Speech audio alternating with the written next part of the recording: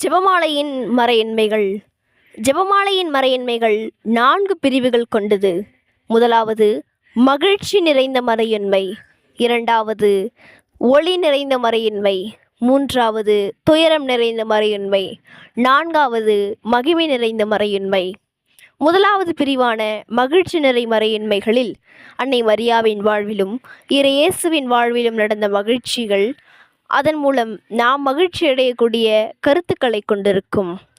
முதலாவது, புனித கன்னி மரியாளுக்கு தூய கப்ரியேல் தூதர் தூதுரைத்தது.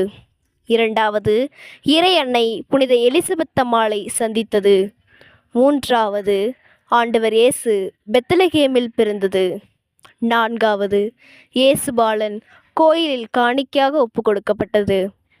ஐந்தாவது, காணாமற் போன இயேசு கோயிலில் கண்டெடுக்கப்பட்டது. மரியே வாழ்க.